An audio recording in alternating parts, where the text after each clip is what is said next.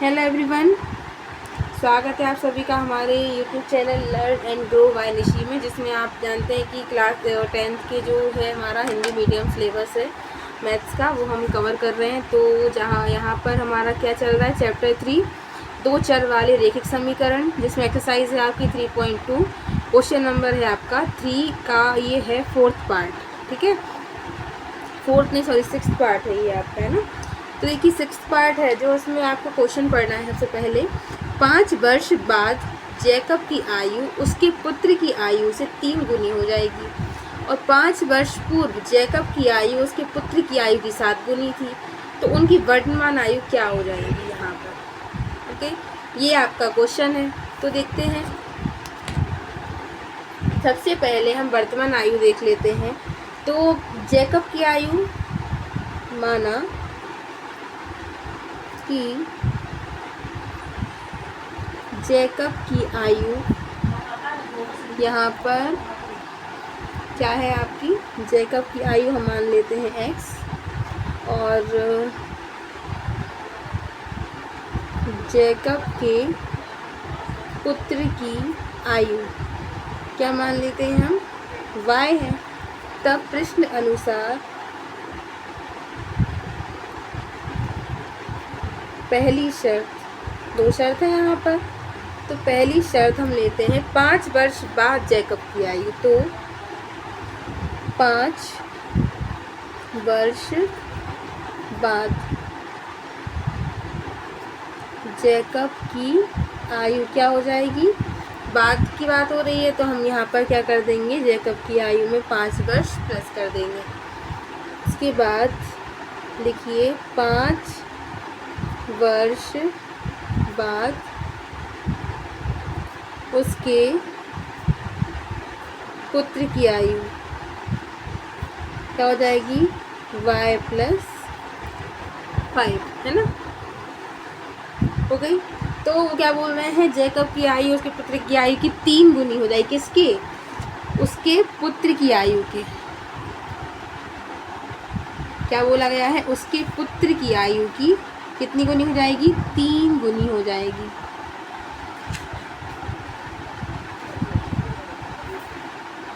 तो देखिए ये हो गई उसकी जैकब की आयु, और ये हो गई उसके पुत्र की आयु। तो किसकी 3 गुनी, पुत्र की आयु की 3 गुनी। तो ये आपकी क्या बनती है, इक्वेशन। आपको इक्वेशन ऐसे बनानी है। तो देखिए सॉल्व करिए, x + 5 = 3y + 3 × 5 = 15, x - 3 = 15, और ये यहाँ ले आएंगे तो माइनस का 5 हो जाएगा। तो x - 3 y = 10।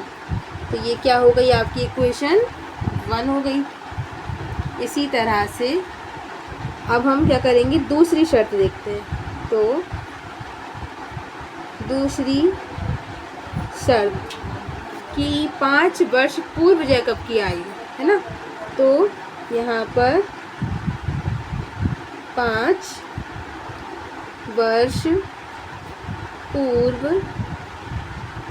जैकब की आयु क्या हो जाएगी, x - 5, और यहाँ पर 5 वर्ष पूर्व पुत्र की आयु, पुत्र की आयु क्या हो जाएगी, y - 5 हो जाएगी। तो यहाँ पे क्या बोला गया है, अब उसके पुत्र की आयु की 7 गुनी है, 7 गुनी थी। तो x - 5 = y - 5, इस ऐसे आपकी इक्वेशन बनेगी। तो x - 5 = 7y - 5।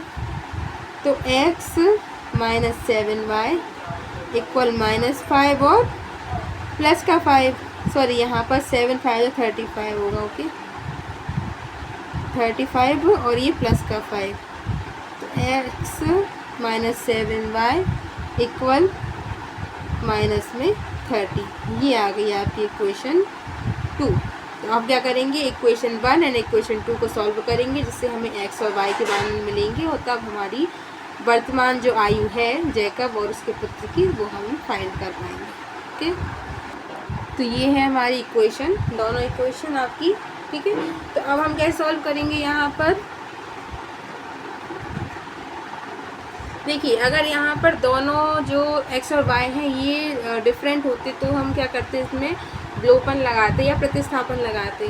और यहाँ पर अच्छा एक चीज़ और है, यहाँ पर हम प्रतिस्थापन विधि से ही सॉल्व करना है, पहले से बोला गया है कि आपको यहाँ प्रतिस्थापन विधि लगानी है। प्रतिस्थापन विधि लगानी है तो आपको क्या करना है, देखिए किसी भी समीकरण में से आपको एक मान निकालना है। तो हम कहाँ से निकालते हैं एक मान, जैसे यहीं से निकाल लेते हैं। तो देखिए समीकरण 1 से x का मान निकाल लेते हैं, तो 10 और ये यहाँ जाएगा तो प्लस का 3y हो जाएगा। ठीक है, तो ये आ गई क्या, इक्वेशन नंबर 3 आपकी। अब इस x का मान समीकरण 2 में रखने पर, तो देखिए x minus 7y equal minus 30। तो x से क्या रखेंगे, 10 plus 3y minus 7y equal minus 30। तो 10 माइनस 4y इक्वल माइनस में 30। तो minus 4y equal minus 30 minus 10। तो माइनस में 4y इक्वल माइनस 40 हो गया, माइनस से माइनस कैंसिल, और y इक्वल टू क्या आ गया, 40 अपॉन में 4। तो आपकी वैल्यू क्या आ गई, 10। अब इस y के मान को समीकरण 3 में रखने पर क्या है, समीकरण 3 आपका x equal 10 plus 3y, x equal 10 plus 3 multiply 10। तो x का मान क्या हो गया, 40, है ना।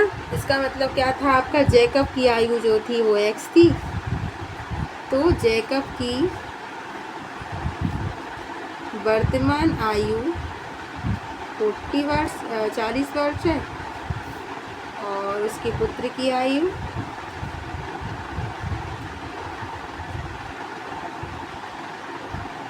10 वर्ष। तो ये था आपका क्वेश्चन। ओके, तो अब नेक्स्ट क्वेश्चन हम नेक्स्ट क्लास में डिस्कस करेंगे। अगर आपको वीडियो पसंद आया हो तो लाइक करें, सब्सक्राइब करें, शेयर करें, और कोई भी डाउट हो तो कमेंट कर सकते हैं। Thank you for watching.